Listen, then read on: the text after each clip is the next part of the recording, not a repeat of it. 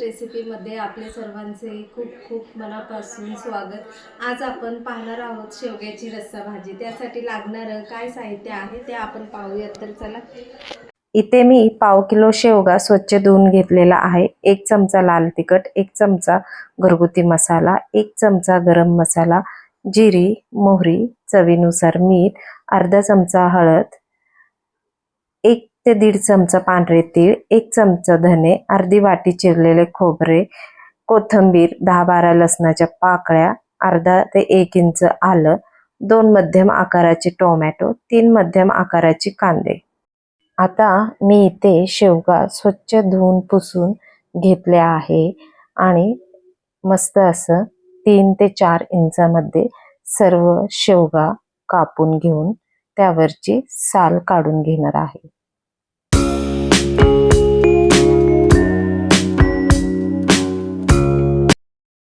हे अशा प्रकारे सर्व साल काढून घेऊन स्वच्छ धुवून घेतले आहे। आता आपल्याला शेवगा 60 ते 70% पर्यंत मस्त असं हळद टाकून शिजवून घ्यायचा आहे।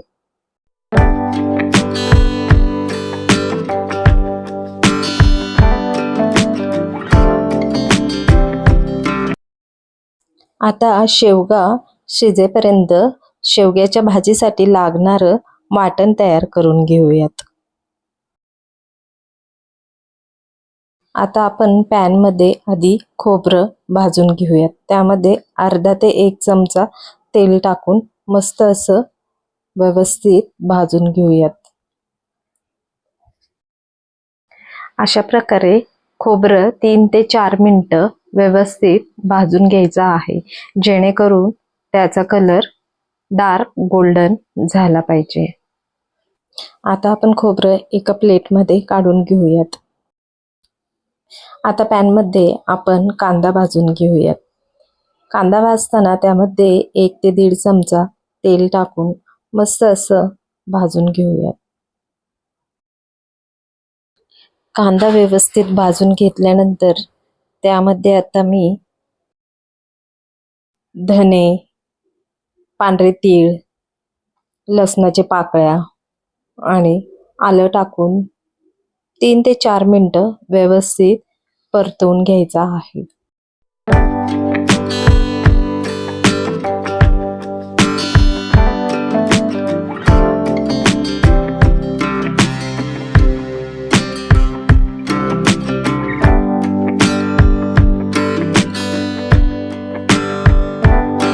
अशा प्रकारे आपल्याला हे मिश्रण व्यवस्थित भाजून घ्यायचं आहे। आता शेवगा शिजला असेल तर आपण गॅस बंद करून घेऊयात। आता भाजून घेतलेले मिश्रण आपण एका प्लेटमध्ये काढून घेऊयात। हे मिश्रण थंड झाल्यानंतर आपण मिक्सरच्या भांड्यामध्ये टाकून मिश्रण वाटून घेऊयात। वाटताना त्यामध्ये आपल्याला कोथिंबीर आणि टोमॅटोचे काप टाकून वाटून घ्यायचा आहे। तसेच त्यामध्ये आपल्याला लागेल तसं पाणी टाकून घ्यायचं आहे। हे बघा, शेवगा आपला 70% पर्यंत चांगला शिजलेला आहे। आता आपली भाजीची मेन तयारी झाली। आता आपण भाजी करायला घेऊयात। त्यासाठी गॅसवरती एक पॅन घेऊन त्यामध्ये तेल टाकूयात। तेल गरम झाल्यानंतर त्यामध्ये आपण मोहरी टाकून घेऊयात। मोहरी चांगली तडतडली की त्यामध्ये जिरं टाकून घेऊयात। मोहरी तेलामध्ये चांगली भाजल्यानंतर आपण तयार केलेलं वाटण आता टाकून घेऊयात। वाटण छान असं 4 ते 5 मिनिटं मस्त परतवून घेऊयात।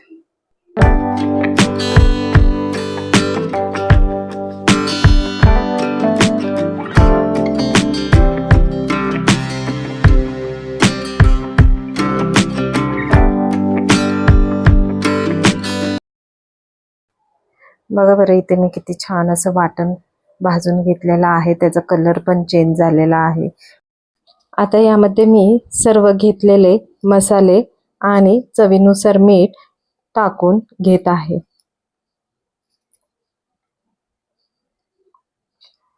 हे सर्व मसाले व्यवस्थित शिजेपर्यंत छान असं परतून घेऊन शिजवून घ्यायचं आहे.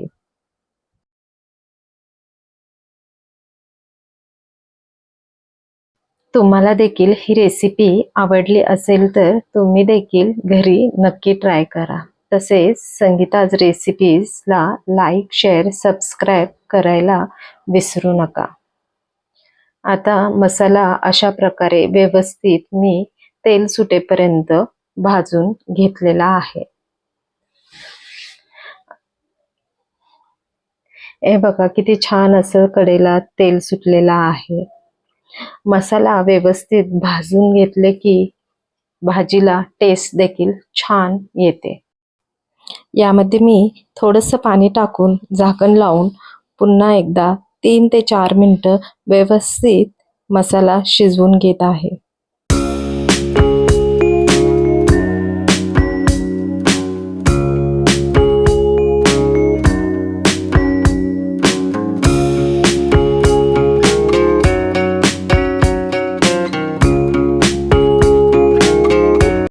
अशा प्रकारे मसाला व्यवस्थित शिजल्यानंतर त्यामध्ये आपण शिजवलेले शेवगा टाकून घ्यायचा आहे.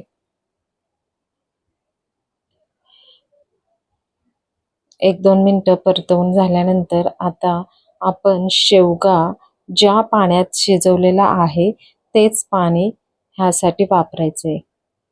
इथे बघा मी शेवगा ज्या पाण्यात शिजवले तेच पाणी ह्या भाजीसाठी वापरत आहे.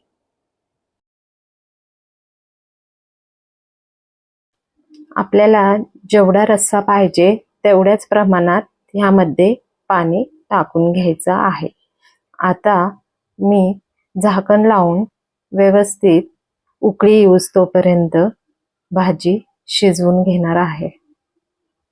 भाजीला उकळी आल्यानंतर त्यावरचं झाकण काढून पुन्हा एकदा व्यवस्थित छान असं परतून घेत आहे.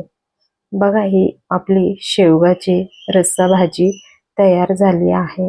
किती छान असं रंग आलेलं आहे ना. आता त्यावरती मी कोथिंबीर टाकून घेत आहे. बघा कोथिंबीर टाकल्यानंतर आपली भाजी पण दिसायला किती छान दिसत आहे. वास देखील मस्त सुटला आहे. भाजीला एक उकळी आल्यानंतर आता आपण गॅस बंद करून घेऊयात. अशा प्रकारे आपली शेवग्याची रस्सा भाजी तयार झालेली आहे. तुम्ही ही रेसिपी वेळात वेळ काढून पाहिल्याबद्दल तुमचे सर्वांचे मनापासून आभार. भेटूयात मग आपण आपल्या पुढच्या रेसिपीमध्ये. धन्यवाद.